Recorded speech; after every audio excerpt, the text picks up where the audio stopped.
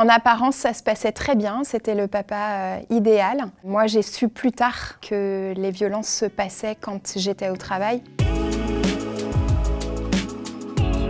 Bonjour, je suis Aurélie Le Maléfant, j'ai 42 ans et j'ai été victime d'un mari violent pendant 18 années. J'ai donc écrit « Et un jour tu comprends », un guide de survie à destination des femmes victimes de violences conjugales.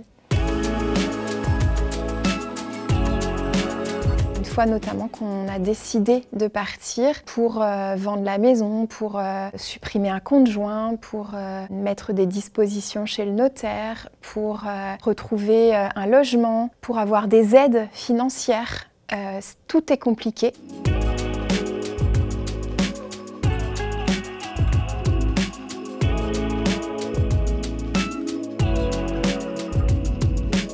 Ce destin, c'était le futur mari, avec la future personne avec qui je me marierais. J'ai rencontré cet homme qui a eu toutes les étapes de la manipulation dès le départ. Donc le côté idyllique de oh là là, on vit la même chose, on aime les mêmes choses, c'est trop bien. Les promesses qui ne se réalisent jamais, et puis la violence qui s'immisce. Et puis on entre dans un schéma d'emprise et de manipulation et on ne voit absolument rien. Et la preuve en est que j'ai été dans le déni et dans cette emprise pendant plus de 18 ans. On s'est donc rencontrés en décembre et j'ai emménagé début février avec lui. Et du coup, ce qui s'est passé, c'est que le jour du déménagement ou quelques jours après, j'ai plus le souvenir exact, j'ai fait une très grosse crise d'angoisse. Et cet homme m'a dit au bout de 10 minutes, vulgairement, pardon, tu me fais chier avec ta crise d'angoisse.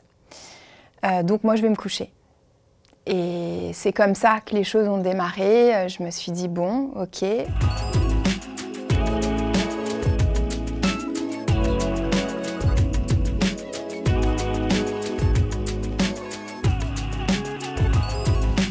En apparence, ça se passait très bien, c'était le papa idéal. Moi, j'ai su plus tard que les violences se passaient quand j'étais au travail, puisque, comme je vous le disais, j'étais professeure de danse à cette époque-là, et donc je travaillais très tard le soir. Donc lui, il était à la maison quand moi, je partais vers 16 h.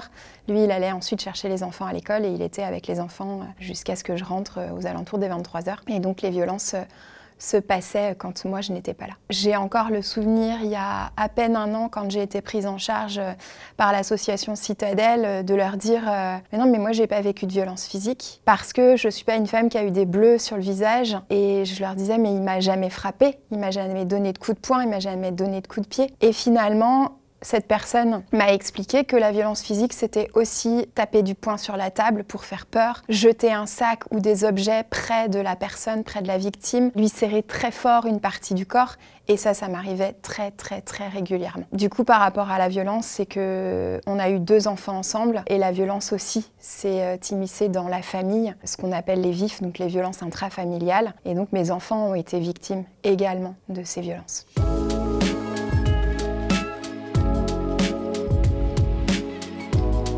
Il y a un isolement des amis.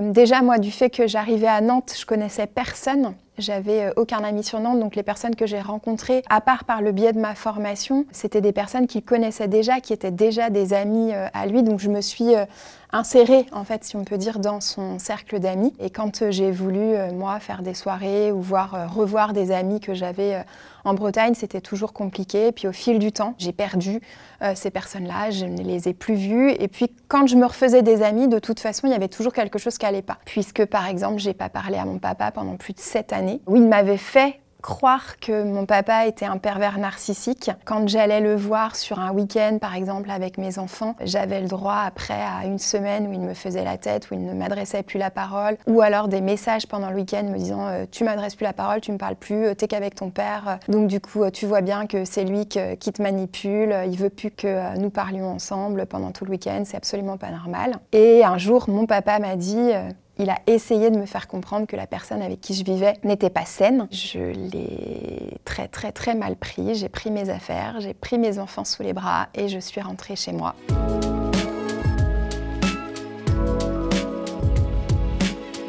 Mon corps m'avait envoyé des messages pendant si longtemps j'ai fait une péricardite, j'ai fait des cystites à répétition, on m'a enlevé la vésicule biliaire, j'ai fait des entorses à répétition. Et j'ai une amie qui m'a dit « Mais Aurélie, t'es professeure de danse, tu ne fumes pas, tu ne bois pas, tu fais du sport toutes les semaines et t'es tout le temps malade ou il t'arrive tout le temps des choses. Tu crois pas qu'il y a un problème ?»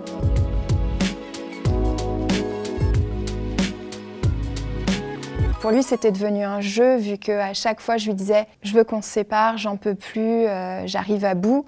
Il me disait « Bon, bah, tu vas encore me dire qu'on va divorcer ». Et là, au mois d'avril, je lui ai dit « Non, là, ça y est, c'est terminé ». Il a compris que je ne blaguais plus ou que j'avais peut-être passé ce cap et que j'allais franchir cette nouvelle porte de ma vie. Et du coup, je me suis dit « Ok, c'est parti, j'y vais ». Je m'en vais. J'ai commencé à entamer les démarches auprès d'une avocate quelques semaines après en lui disant voilà, je souhaite divorcer, ça va être un divorce à l'amiable. J'étais encore totalement dans le déni de ce qui se passait dans ma vie. Et c'est là que mon avocate, dès le début, me dit on verra pour le divorce à l'amiable.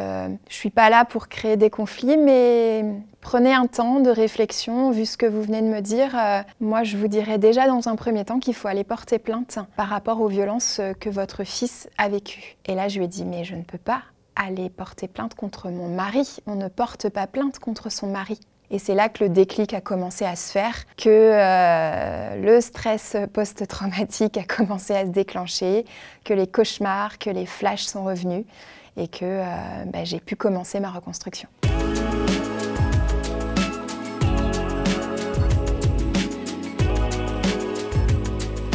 Il y a une première partie qui explique la manipulation. Qu'est-ce qu'est une personne toxique? Qu'est-ce que le contrôle coercitif? On commence à en parler de plus en plus et c'est très bien. Ensuite, une seconde partie, clairement c'est du factuel. C'est vraiment là le guide de quelles aides je vais pouvoir avoir avec la CAF, avec mon notaire, avec mon banquier, avec l'assistante sociale, avec les associations spécialisées, avec des professionnels de santé. Et puis ensuite, comment je fais pour me reconstruire.